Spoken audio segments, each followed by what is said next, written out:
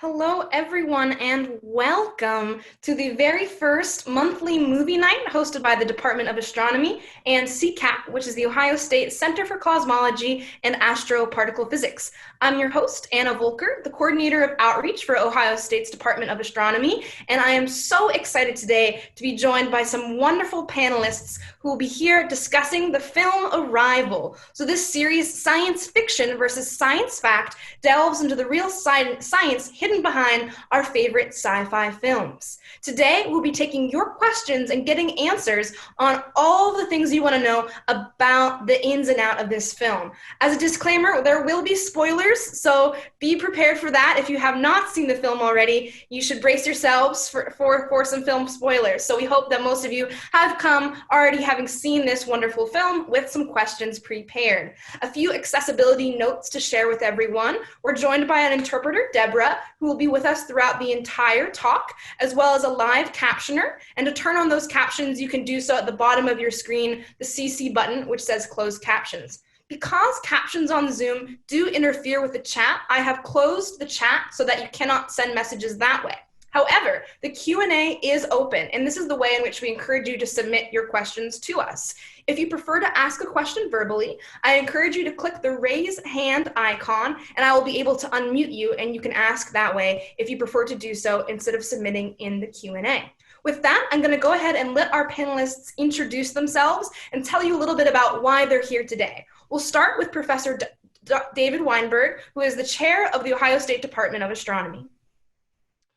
Hi, thank you all for coming. And Arrival is a film that I loved when I saw it for the first time. And I liked it enough that I went and dug up the book by Ted Chiang with the short story that it's based on, and read that. I actually like all the stories in the book, but I love the story as well.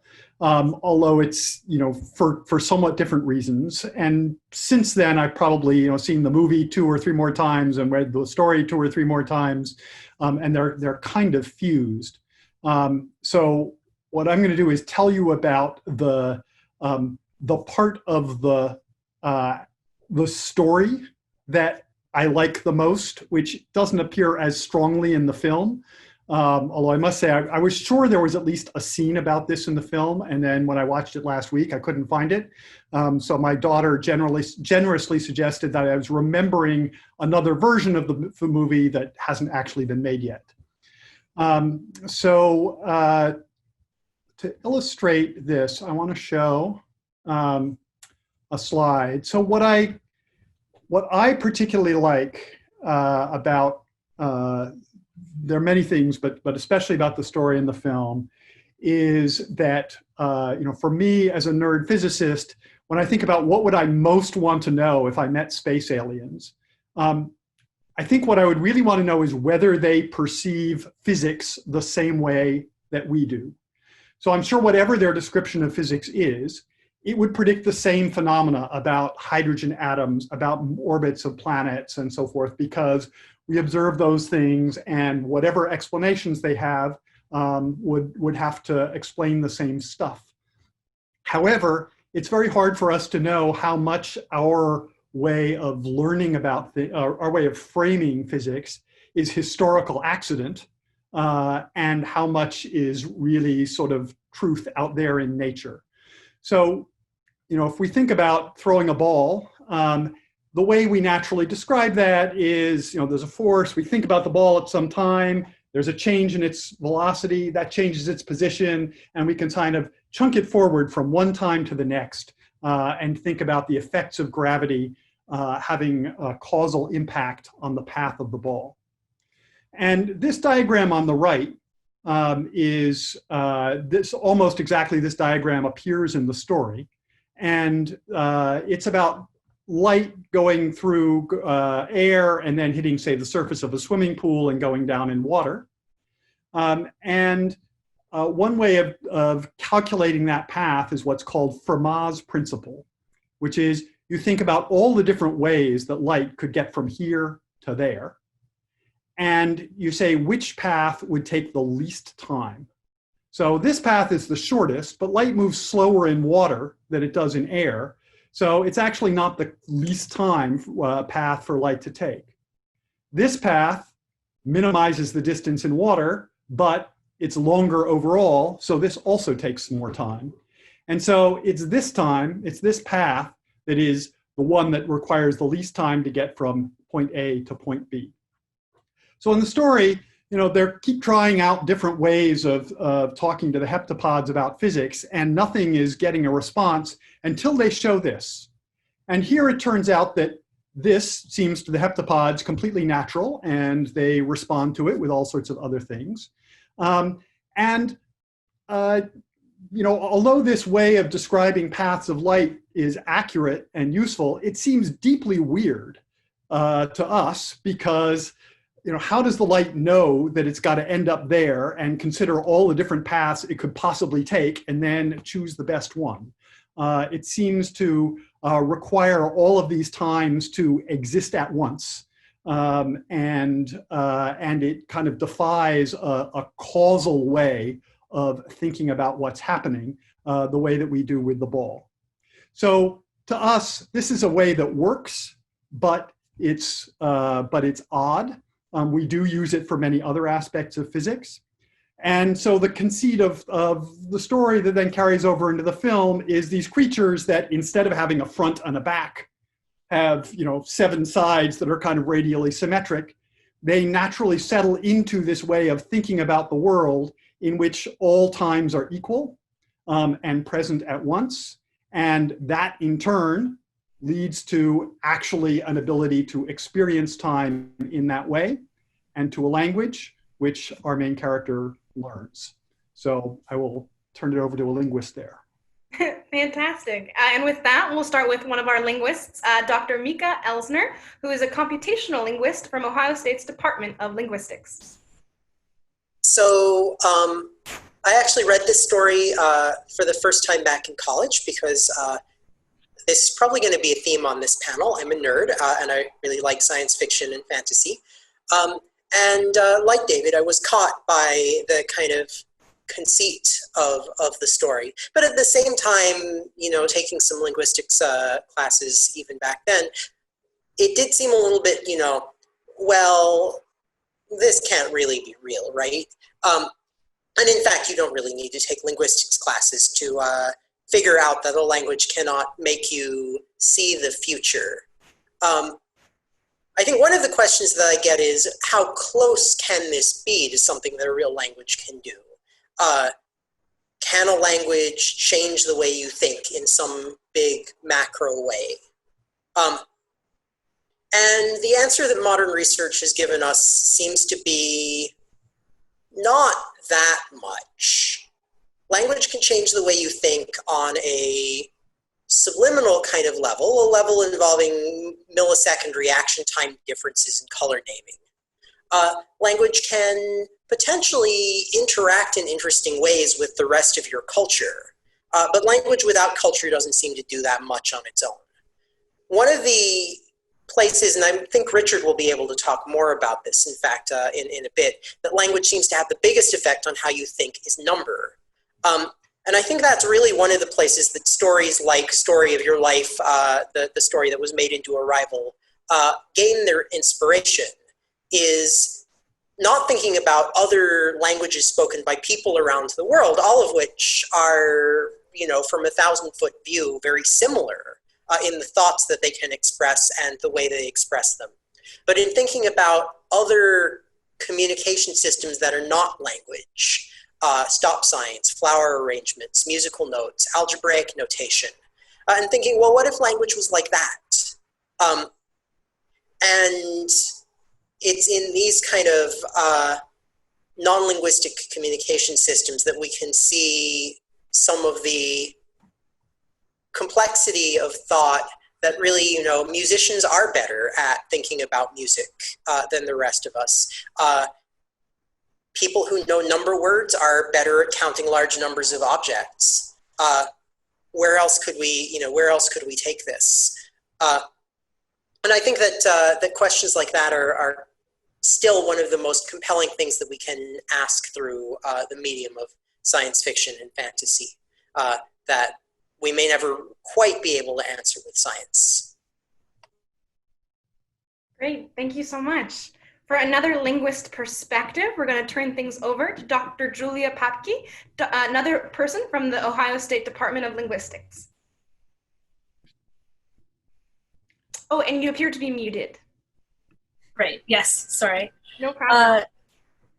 Yeah, so one of the things that I do in the Department of Linguistics is that I actually teach a class on constructed languages. So I teach people how to make conlangs professionally. So I've done a lot of thinking about what a conlang looks like. And I actually put the story of your life, the story that's, became Arrival that Mika and David have mentioned, on my syllabus before Arrival was even announced. Back when I was having to develop the syllabus for the class in the first place.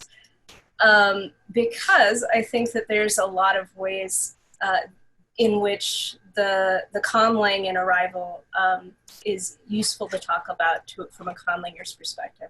So there are really kind of two things that I took from Arrival. First of all, so linguists love this movie. And that's because it shows a linguist who is the hero of the movie, doing real linguistics in a pretty accurate way. So there's a lot of misconception about what linguists actually do. A lot of people think we're translators, for example, which is not really true. Although it is true that when you tell people you're a linguist, the first question they ask you is, how many languages do you speak? You don't have to speak any foreign languages at all to be a linguist, actually. And you see that in the movie, actually. So when Colonel Weber comes to pick Louise up, he says, you're at the top of everybody's list for translations. Well, really, what he wants isn't even a translation anyway. So translation is when you have meaning and it's in some existing linguistic system, and you're transferring it into the conventions of another known linguistic system. What he wants is the decipherment and the documentation of an unknown language. And fortunately for him, a linguist is exactly the person you want for that particular job. So it's pretty cool to see that. So they actually had a linguist working on the film, and they actually are using some accurate fieldwork techniques. Dr. Banks talks like a linguist. They even debunk this whole like apocryphal story about what kangaroos, I think. Great. The other thing that I really think about when I think about Arrival, the thing I find really compelling, is that it's a depiction of a really alien language system. So we have no real way of knowing what an alien intelligence would actually be like, or whether we would be able to communicate with them in any meaningful way at all. But one of the things that I talk a lot in my conlangs class is, like, what does it mean for a language to be weird? What are the kinds of things we see that are common in natural human languages? What are the kinds of things that are uncommon? And what do we never see at all in human languages, and why? So for example, it's really common to see languages that have nouns and verbs and adjectives. But it does also happen that you have languages that really only have like nouns and verbs. They can express all the same ideas, they just do it a little differently. And some people have argued that there are even languages that don't really have verb as a distinct class from nouns. There's really just one thing. And for us, who are all people who grew up speaking languages that make those distinctions, that's pretty hard to imagine. Like, how would that even work? How can you have a language that doesn't distinguish between nouns and verbs? So from the start, even though, as Mika says, if you look at human languages from a 1,000-yard view, they all have a lot of similarities. There is a really broad range of what natural human languages can look like in the first place. And when we start talking about what makes a language impossible, a language that can't exist as a natural human language. Oftentimes we start off talking about kind of matters of scale. So a language with like 5 phonemic tones is firmly within human possibility. We know a lot of languages that have around that number of tones. But there are no human languages that have 147 contrastive phonemic tones. But Arrival is describing, like, not in a lot of detail, but props to their design department for making it look good. They're describing a language that's really completely outside what's possible for a human language. We just can't do that kind of lack of linearity. We aren't set up for it cognitively. And as usual with science fiction, I think that probably says a lot more about the human perspective than it does about what an alien language might actually be like.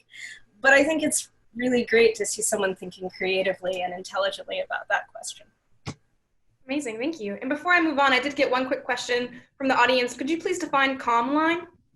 Oh, conlang, I'm sorry. So a conlang is a constructed language. So conlang, right? And that's a language somebody made up. So, and that can include Esperanto, Dothraki, Tolkien's Elvish, and my students in my class actually make a language from scratch. They start at the beginning of the class, and by the end they have enough of a grammar and a lexicon that they can write stories in their language and translate each other's stories and so on. Amazing, thank you so much.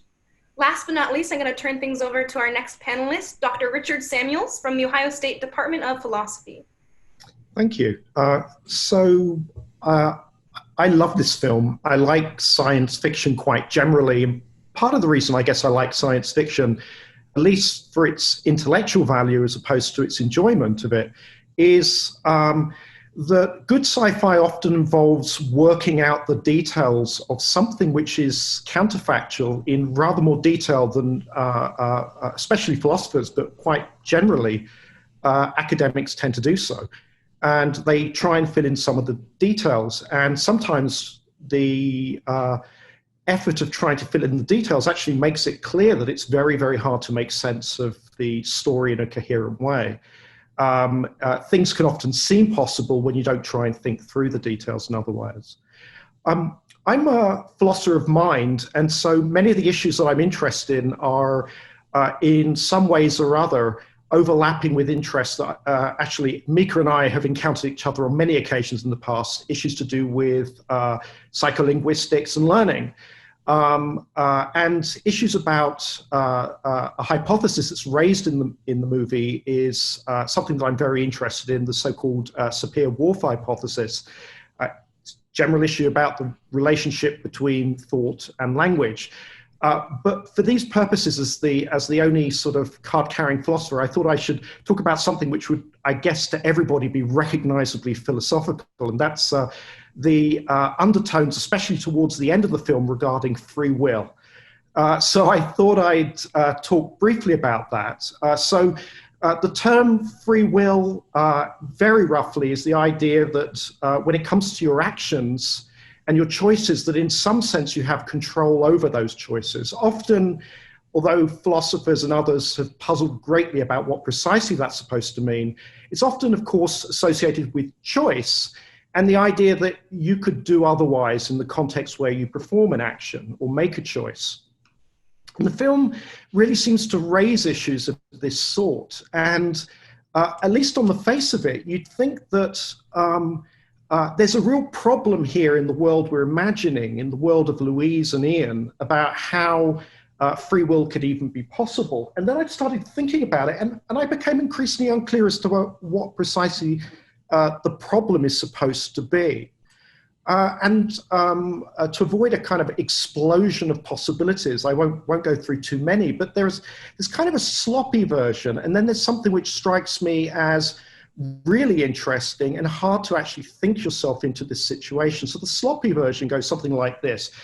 Because the events in Louise's future have already happened, it can't be that now when she's acting, her future is in any way under her control, because these events have already happened. So how could her actions now be responsible for this future event, this future, which is, as it's presented in the movie, it's something that in some sense already happened. But that's obviously kind of weird because the future hasn't happened. That's just a sloppy way of talking. There's still future events, in other words. And amongst other things, the movie doesn't really tell us whether or not it's partially or maybe entirely because of her choices that those future events turn out those particular ways. So the fact that merely the fact that she has this sort of, as it were, cognizance of the future doesn't really seem to pose all that much of a problem. And then there's this other problem, which is going to be very familiar, especially if you've ever thought about problems about trying to reconcile, let's say, divine foreknowledge with free will. We might think, so this is sometimes called the problem fatalism. And, an easy way of getting at this problem, although the details are really complicated, is that if there's, let's say, a God who knows everything that will happen to you, then the fact that they know this at some time, let's say now, means that because they know it, knowledge is factive, it means that what they know in fact occurs. So if they know something about your future, it means it's already occurred. And if it's already occurred, if it's already a fact that in 10 years' time you do such and such, then how could I have free will about that? So issues about God being omniscient, in particular about the future, is often taken to generate problems for free will. But here there seems to be a very obvious reason why this isn't really going to be a problem when we're thinking about Louise, because Louise is no more reliable than the rest of us. And the way her future experiences, or rather her experiences of the future are depicted in the movie, it's rather like our episodic memories, that is, our memories of things that have happened to us in the past. And of course, our memories are thoroughly fallible. We make mistakes all over the place. So the fact that she has this sort of memory-like capacity with respect to the future, again, doesn't obviously pose the problem that, let's say, fatalism within a theological framework does. But I do think there's something in the movie which is really interesting. It's not really a problem about free will. It's a problem about how odd it would be psychologically to be in her situation when she's making decisions.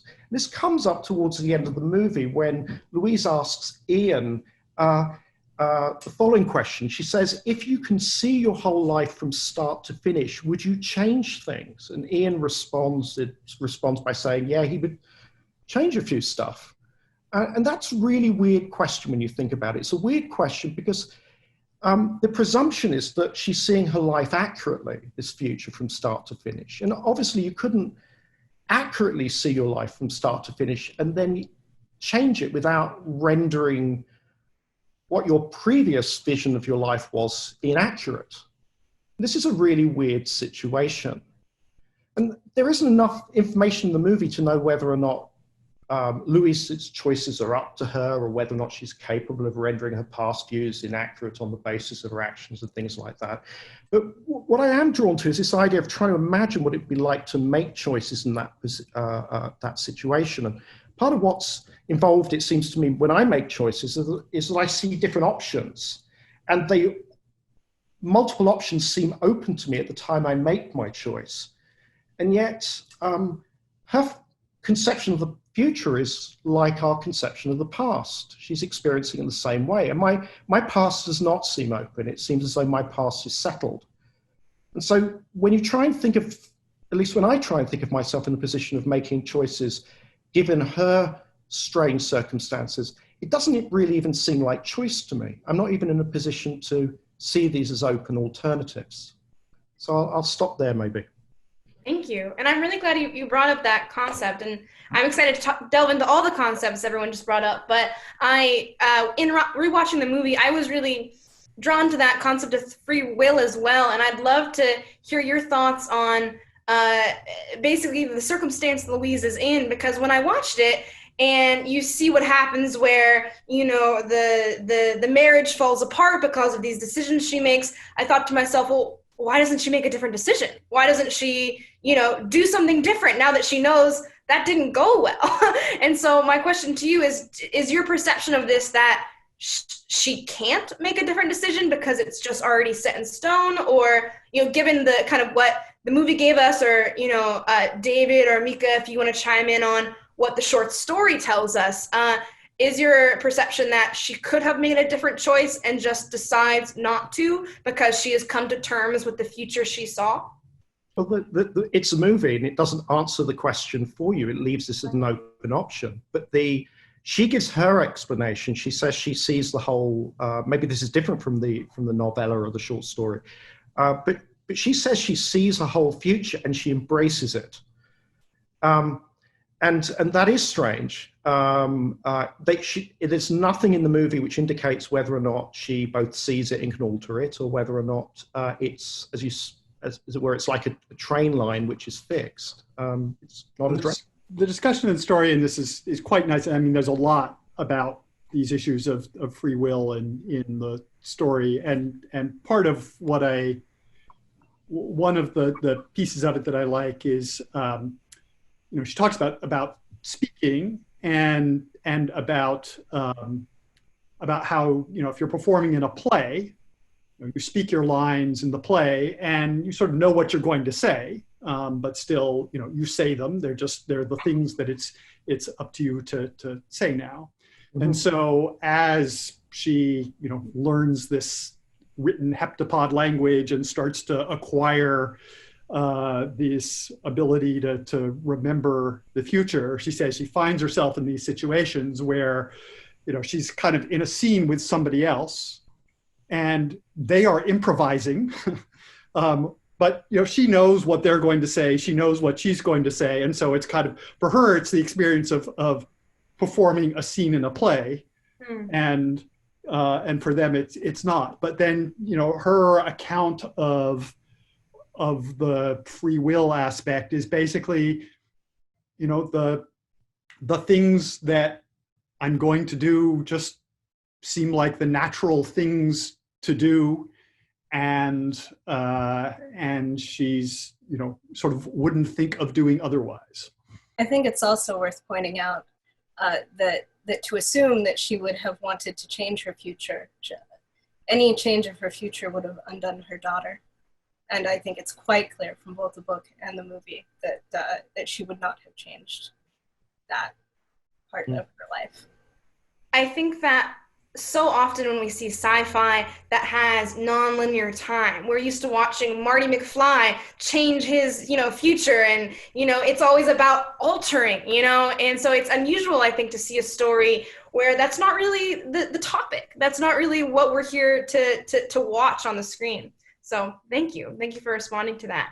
We do have some questions coming in from the audience, so I'm going to go ahead and start fielding some of those.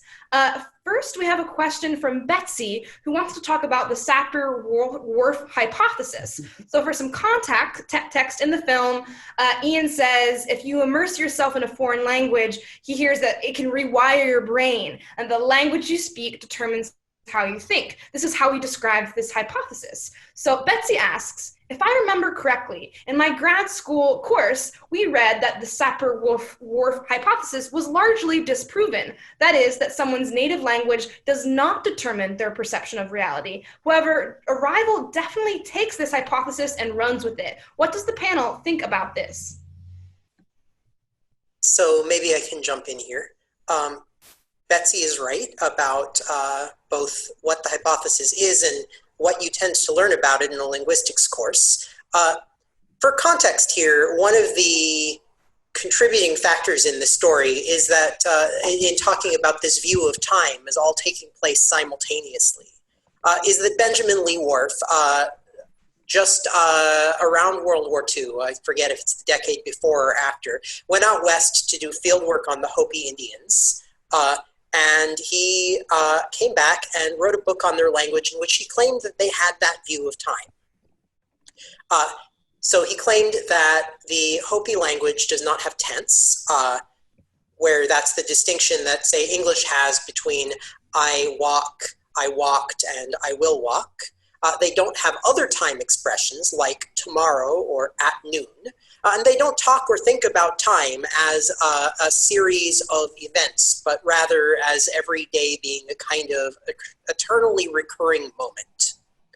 That's poetic, but it's wrong about Hopi. It's also wrong about human language. Although in the 50s and 60s, it was possible for pop scientists to take Worf at face value, linguists did a fair amount of spade work in going back and saying, no, actually, this is poetic, it's beautiful, it made for some really cool stories, it's also kind of racist and it's wrong. Racist. Yeah. So, like I said in my introduction, where we went after that is looking for Sapir-Whorfian effects on the small scale. Questions about color naming, or about whether the gender system of your language, if you think dogs are masculine and cats are feminine, does it affect which one you think is cuter on average? Tiny little things. And there's some neo-Whorfian effects that you can pull out like that. Particularly in domains where language appears to function as a technology, which is what I think is going on as, when we talk about numbers. But it's interesting that the film takes that and runs with it. And I think it's because it is such a poetic idea that ties into older pre-modern ideas about magic, about perfect languages. This is something that 16th century philosophers went nuts about. Could you come up with the perfect language? And if so, would it make you the perfect thinker? So these stories have power, even though sadly or perhaps happily they're not true. Ask specifically about sign language in this context, because this is actually brought up in the story as a way of communicating that is radically different from, or seems radically different from speech. And so what's known about the degree to which people for whom sign language is their native language, think similarly or differently? Well, so I can speak to that actually. There have been a lot of studies done on this. Just from a purely neuro-linguistic standpoint, as far as we can tell, signing makes the same parts of your brain light up that other kinds of language do, and that's true for visual sign. It's also true for tactile sign. Your brain seems to recognize language as different than other kinds of, say, auditory input or other kinds of visual input. And it processes it in different parts of the brain. And sign language works in the same parts of the brain that spoken language does. And as far as the acquisition of it by young children who are learning it as their first language, that seems to work in basically the same ways. It's mediated a little bit by the fact that, like, gross motor skills, children pick up gross motor skills a little bit earlier than they pick up the really fine motor skills that are required for speech. So children who learn sign as their native language tend to be able to do first words and sentences a little sooner, as far as we can tell. So in a lot of ways, as far as cognition, sign languages aren't terrifically different. We have a signer in the chat who's busy, but I've spent a little bit of time learning sign. I am not a fluent signer in any way, but I can say, like, I think something that is confusing for people is, like, what is it like to have an internal narration that's in sign rather than spoken? And the answer is that it's like signing feels. Okay. Like, you think about signing, you think about how it feels when your hands move in the ways, it has the same kind of meaning associated with it. Just a sort of an extra comment on Sapir-Whorf. it's often presented as though there was a single hypothesis, and that was never really the case. It was always there's sort of so one very strong version of it goes something like no language, no thought, and the properties of your thinking and cognition more broadly are determined by the language you acquire. And that, for kind of obvious reasons, was never a possibility. How, for example, would you ever learn a language unless you could already engage in some sort of learning and you already had some sort of perceptual capacities? And then there's something at the very far extreme, which is so trivial that it's hard for anyone to deny. Of course, the language that we acquire and the particular vocabulary we acquire influences our thoughts. And of course, because all thought requires changes in our brains, involves changes in our brain chemistry. And it would be very hard to deny anything like that. One of the things that's interesting about the movie is it's actually going for a very, very strong version of Sapir-Whorf. It's going for a version which says the effects of language is so radical that it can make it the case that future events can causally influence your current brain states. And is a stunningly powerful claim to make. So learning a language can have that effect on you. And in a way, I mean, it's, Mika is exactly right. There's absolutely no reason to suppose that we have that capacity, although maybe we do. But I mean, just trying to think through what that would look like is sort of mind-bending. Clearly not plausible.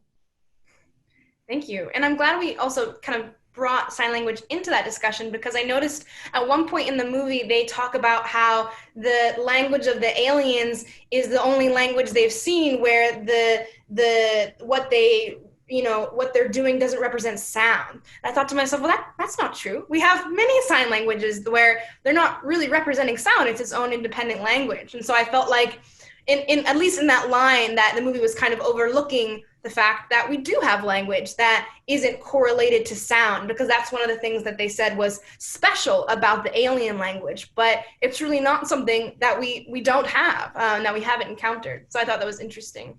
Well, so just to comment on that, yeah, I think what they were really trying to say there. So the written language that we see is called heptapod B. There are all these groaning noises that they think are probably a language, and that's heptapod A.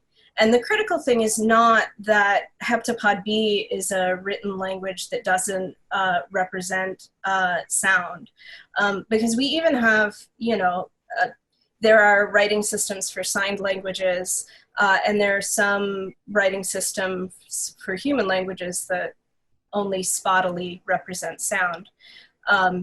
But the critical thing is that the two forms of their language don't represent each other. So heptapod B isn't a representation of heptapod A as far as we can tell. And they're never able to decipher heptapod A at all, either in the story or in the movie. So they just sort of are like, well, can't deal with that. Let's see what we can do with heptapod B. Interesting. That's interesting. And in general, something that linguists talk about when we talk about writing is that writing is not really language in the same way that speech is, or that sign is, or that tactile sign is. Writing is a piece of technology. It's a code that represents one of these language modalities. And I think what they're trying to say is that the heptapod B doesn't seem to be directly representative of heptapod A in that same way. They didn't talk about it too much either in the book or the story. A little more in the story. Thank you so much. We have a lot of questions pouring in about the nature of time. So I'm going to kind of steer the conversation back towards that. And to kind of kick things off, I think the point in the movie where I was the most confused was when towards the very end, she sees General Shang and he, thanks her for calling him, but she doesn't seem to remember this happening. And I was wondering if anyone wanted to touch base on what that implies, because it seemed to me like she should have memory of her past events. Did you read that as a plot hole, or am I just missing something more grand about the nature of her timeline experience? My wife and I had a spirited discussion about this, and I'm, and I think arguably it's a whole. I should say this particular plot point doesn't appear in the story at all, but I think it's also the case that, or I think the way out of it is to say, I mean, her memories kind of, her memories start to come in kind of random order. Right. And it's not that she immediately knows everything. And so I think there's at least a consistent explanation in which, this is an event that occurs and she hasn't remembered it yet. And only does so sort of after it occurs. So that would be, and in the story sort of describes her experience as these memories just kind of slide in blocks. So blocks of time appear, and then she knows about them, but then not about others. Right. So that was how I interpreted that particular one. I think that but it is I would say the most arguable hole in the plot. Just even from the perspective, don't you think at some point her husband would have been like, hey, remember that time we almost got shot together? Like that would have come up in their many years of marriage. But if there are no other comments on that, I'm going to move on to some of the other questions in our chat here. Okay, great. So I do have one from Chris, more kind of on the nature of time. He says, we only understand time as an arrow of perception, but when discussing gravity wells, we see that time can be slowed, looking at the theory of relativity. Given that the heptapods can control time, can control gravity, would they not then be able to control time itself and a different perception? So let me start on that and then see if others want to jump in. But we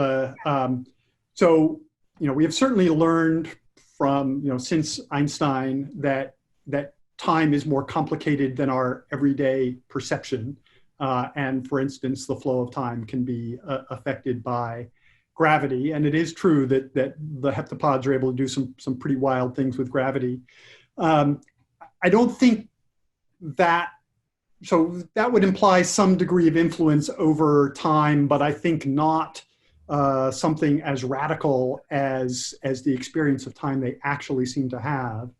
I would say in physics, there is quite a lot of discussion as to why there is a so-called arrow of time. Why is it that things go from the past to the future and not back? Because you look at the equations of physics and they sort of work equally well forward or backward. And so the leading notion on this is that it ultimately has to do with kind of where the universe starts in a relatively ordered state, and that the increase of entropy kind of only allows particular kinds of things to happen going forward in time. Nonetheless, that's considered a live issue. But I would say this is really more radical. It's about whether time should be thought of as an ordering of events or not. And it is the case that these, things like Fermat's principle, I mean, you can write the same things in sort of cause and effect language, but often in many areas of physics, actually the way things are naturally solved are much more like this, all the times exist at once, and you sort of find, and nature picks out particular paths in this space-time, and it does not seem to us that is how time actually works, even if it's a convenient way of doing calculations. But maybe it doesn't seem like that to us because of our limitations. That's the question. So in your opinion, or in the opinion of any of the panelists, does it seem possible in any, is there any possibility where this non-linear experience of time could happen, even if it's not, as the movie suggests, a linguistics inspired phenomenon? Is there a contradiction in the idea? Say that one more time. Is there a contradiction in the idea? I mean, if it was impossible, I mean, I don't know about, I mean, when you say, is it possible, you could be asking different sorts of questions. I mean, one could be, is it consistent with the laws of physics? So is it physically possible? But another question, I mean, I guess a more general sense of possibility is it coherent? Is it logically possible? And I guess an interesting question as to whether or not, if it's logically impossible, presumably there's some sort of hidden contradiction in the idea. I guess I'm not obviously seeing what it is. So that wouldn't be to construct a case where it, to show it is possible, but think about what you'd need to show in order to show it was impossible in that sense. You need a contradiction to show up somewhere. So my impression is that logically it's consistent. And now it's not clear that it's logically consistent to have this and also have free will. There you can argue. There you can maybe make contradictions, but yeah, it comes to could this be how nature really is, or is nature really the way we think of it in our intuitive ways with little extra bits of gravity affecting time and stuff, but. Or could there be, a reality that we perceive as we do, but really could be understood in some radically different way? I think I'm one of the more literary people here, despite not really being a literary person. A model of how this could work. Think about a play, as David mentioned, was used as a metaphor in this story. And think about a detective story. What you've always heard, right, is that if there's a gun on the mantelpiece in Act 1, it has to go off in Act 4. What exactly is the causal relationship there? On the one hand, in the linear time of the story, the gun is on the mantelpiece in Act 1, and that causes it to be available in Act 4 when the scorned lover picks it up and pulls the trigger. On the other hand, in the author's mind as they composed, their thought went first to the climax, suggested there must be a gun so that this can be exciting, and then said, in order for the audience to know that there's a gun and for this not to look contrived, it must be on the mantelpiece in Act 1. Thus, you could imagine causality moving backwards.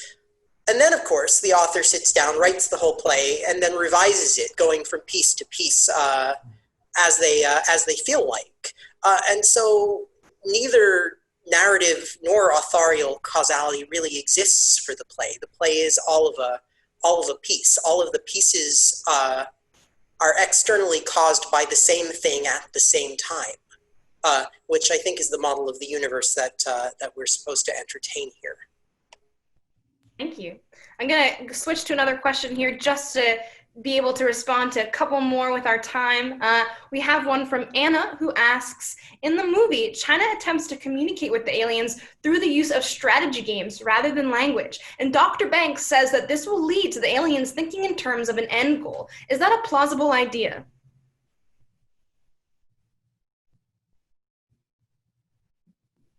So that's a question for perhaps either of our linguists in terms of if you think that her kind of reaction to that is one of fear.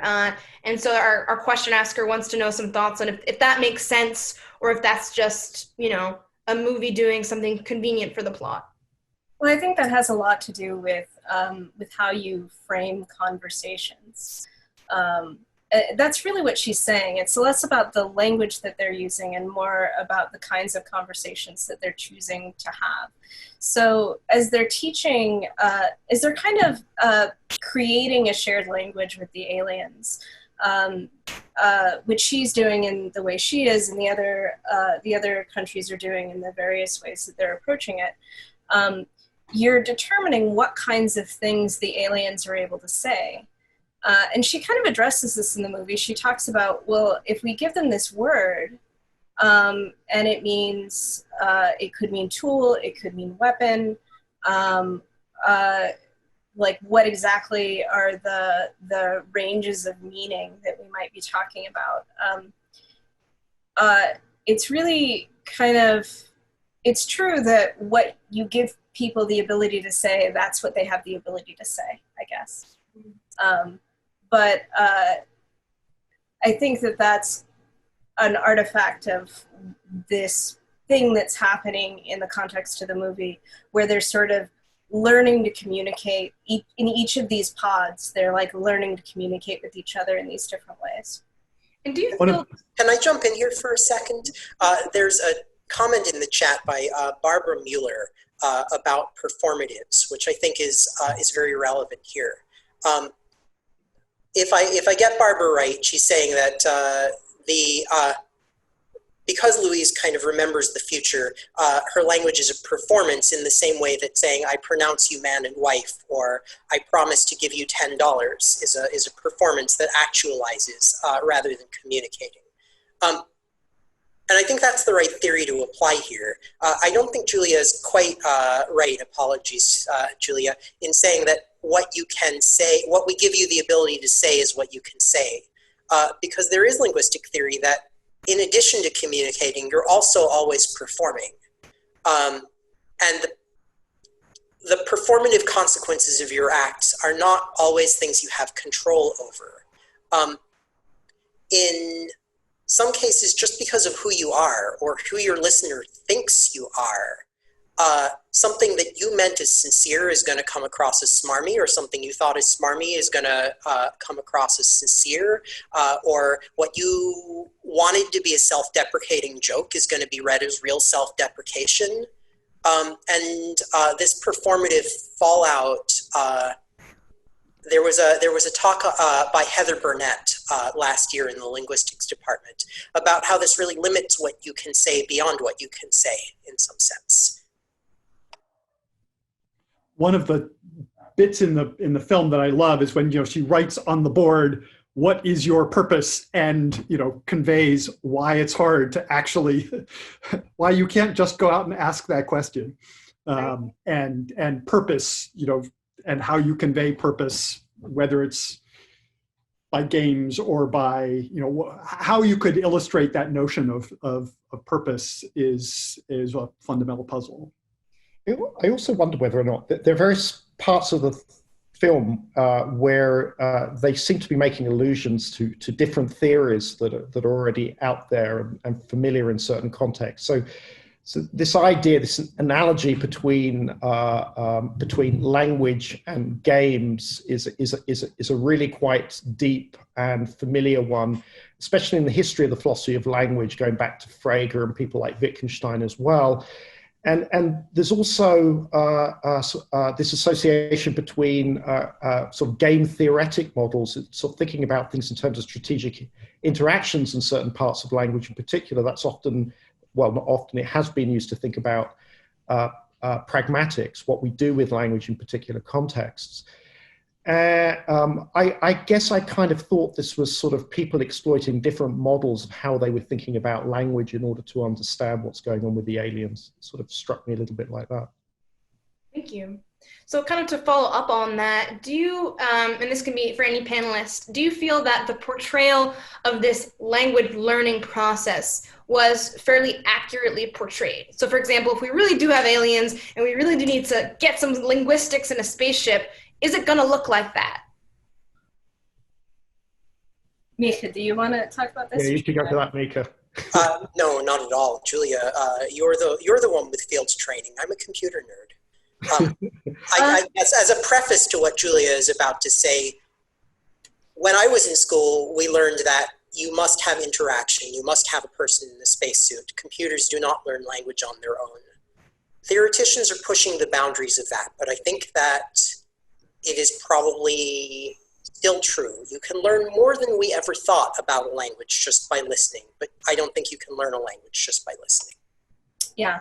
So what she does when she goes into the spaceship and she takes off her suit and she's got her whiteboards and she's trying to demonstrate things, is that she's trying to establish a shared frame of reference. So if you are going to do, let's say you run across people who don't speak any known language, and you need to try to document their language, you need to try to learn how to communicate with them, and you don't have any shared language with them, which is actually kind of the position that that some linguists find themselves in. Not necessarily because those people don't have a shared language with any other humans on the planet, but because maybe the linguist documenting the language doesn't have a shared language with them. The thing is that as fellow human beings, we have really a lot of shared frames of reference. We all eat, we have similar body parts. We eat the same kinds of things, roughly speaking. We all have experience with what gravity is and with what the sun is and what dirt is, and so on and so forth. And if you're physically in the space with people, then anything that's in your space is part of that shared frame of reference, and it allows you to communicate a little bit. And you can also assume that they have similar cognition to you, right? If they're also human beings. And so that's part of what makes the situation that Louise Banks finds herself in so difficult, because there's so much that she can't assume. So she's really just doing her best to do what any field linguist would do, which is to establish a shared frame of reference and see if she can make a breakthrough. Take data, analyze the data to the best of her ability. And it works in the movie, so. Thank you. What you said reminded me of another sci-fi reference here, but I'm a Star Trek Next Generation fan, and I know they have an episode where they're meeting aliens who only speak in stories, right? As for any fans, they talk about Darmok and Jalad at Tanagra, and it's this whole episode about linguistics, and I feel like Arrival really reminds me of that in terms of this whole process of trying to establish that framework of reference, as you mentioned. Yeah, I actually teach that in one of my lectures. Oh, awesome. It's the lecture on Arrival. It is, yeah. In fact. At the opposite end, there is this discussion reminded me of a novel by Stanislav Lem called His Master's Voice, where basically it's humanity receives communications from an alien species. They aren't interacting; they're just receiving messages. And at the end of the novel, it is just undecipherable, and that is certainly a possibility that if we ever do actually make contact with aliens, that no matter what, we just won't ever be able to understand each other. Hopefully we can get some awesome linguists in there and just be like Amy Adams and work it out. But we are coming to the end of our hour here. So before we sign off, I do have one final question for all of our panelists, which is, if you got to ask these aliens one thing, what would it be? So I'm going to just go down the line here, give you guys a second to think about that. David, I know you kind of touched on this a little bit during your opening remarks, but if you could ask one question to those aliens, what do you want to know from them? Can you really see physics that way? And what about our way of describing the motion of a ball seems weird to you? Awesome, thank you. Professor Samuels? I'm not sure we'd understand the answer, but it would be intriguing to find out how they thought about us. Right. So we're sort of immersed in this stuff. Right. Thank you. Professor Elsner? I'm assuming I would get the crash course in the language so that I could talk to the aliens, and then I would just ask the question that I was meant to ask. So you do your job well, is what you're saying. We all do in the end. Awesome. And last but not least, Professor Papke. Yeah, I have to say, I think if I have to admit, I would ask them to just give me a really long discourse in their language that I could record with translation, so I can start like to get heptapod A deciphered. Right, right. Fantastic. Well, thank you. And I'm sorry to those whose questions we were not able to get to within our hour. It's been a fantastic discussion. And if you want to talk more about sci-fi films and the science behind them, I am pleased to share that this will be a monthly event. And so at the end of next month, we'll be hosting a panel discussion on The Martian. And so I'll be releasing the date and time and details later on. And so you'll be getting an email about that for anyone who signed up today. You'll be on our list to stay in the loop. But with that, I'd like to thank all of our panelists for sharing their time and expertise with us on the film Arrival. Thank you so much. Take care.